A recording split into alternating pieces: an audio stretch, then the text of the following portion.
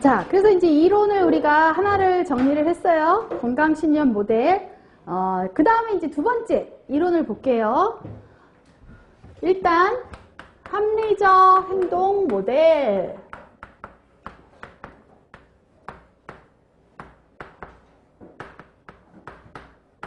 이 이론에서 말하는 기본 깔려있는 생각은 이런 생각이 있어요. 사람은 어떤 행동을 하려면 반드시 그 행동을 하려는 어떤 의지를 갖고 있어야 행동을 한다. 행동, 의지 또는 의도를 갖고 있어야 그 행동을 한다. 라는 이제 전제가 깔려 있어요. 근데 그러면 이 의지를 갖게 하는 요인이 뭐가 있을까?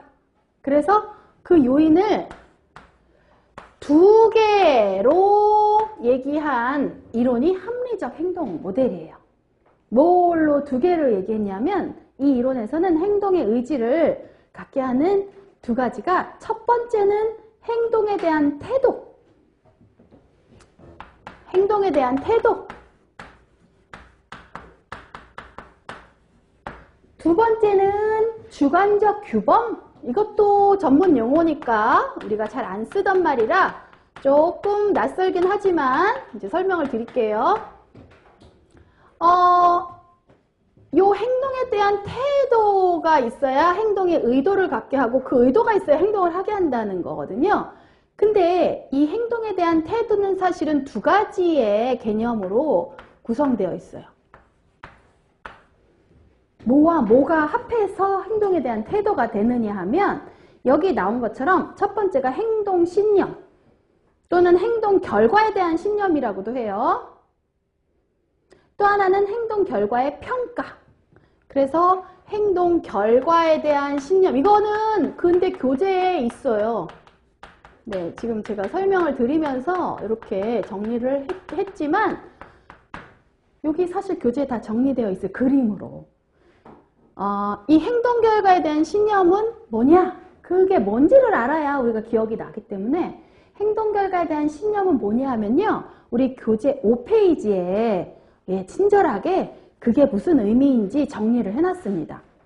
5페이지에 위에서 몇째 줄인가요? 5째 줄 정도 보시면 행동 결과에 대한 신념하고 땡땡 해놓고 설명해놨죠.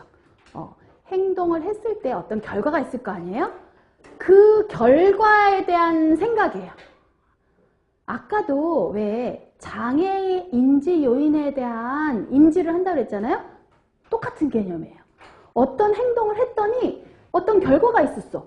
그래서 그 결과가 굉장히 나한테 어떤 굉장히 좋은 결과로 느껴질 수도 있고 또는 그게 뭔가 좀 안 좋은 그걸로 느낌이 올 수도 있어요. 그래서 그 결과에 대한 장단점에 대한 인식이에요. 어떤 행동했을 때의 결과에 대한 생각이에요. 결과에 대한 생각. 그리고 또 하나는 근데 그 행동했을 때 그 결과가 나한테 굉장히 중요해. 그 결과의 중요성이나 가치를 생각해 보는 거를 행동 결과에 대한 평가라고 해요. 그래서 그것도 역시 듣고만 있으면 다음에 다 잊어버릴 거 아니에요. 우리가 잘 안 쓰던 말이니까. 그래서 여기다 정리를 이렇게 하나하나 의미를 정리를 다 해드렸어요. 결과에 대한 평가는 수행 시의 결과에 대한 평가로 그 결과를 내가 얼마나 가치 있게 생각하는지, 내가 얼마나 중요하게 생각하는지 평가하는 걸 얘기해요. 그래서 요거를 두 개를 묶어서 행동에 대한 태도, 행동했을 때의 즉 결과가 장점, 단점, 요거는 굉장히 중요해. 요런 느낌이 이제 행동에 대한 태도라고 하는 거고. 자, 또 하나 두 번째 요인이 있다고 그랬잖아요. 주관적 규범인데 요 4페이지의 그림을 보니까 주관적 규범도 구성하는 요인이 두 개가 있죠. 뭐와 뭐가 있느냐 하면 규범적 신념과 수능 동기라는 게 있네요.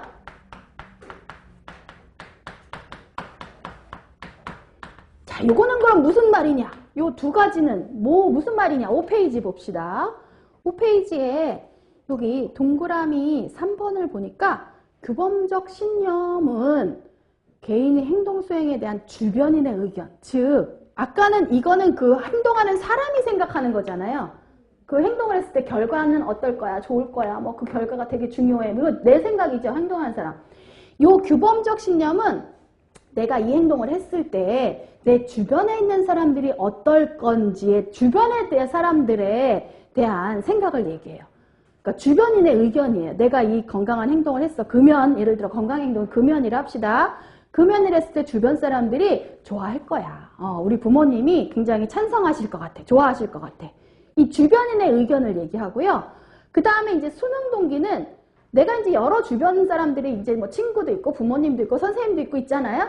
근데 이제 평소에 내가 그 사람의 의견을 굉장히 많이 따르는 정도를 수능 동기라고 그래요. 그래서 얼마나 내가 그 사람마다 주변인, 즉 부모님에 대한 수능 동기나 아니면 친구에 대한 수능 동기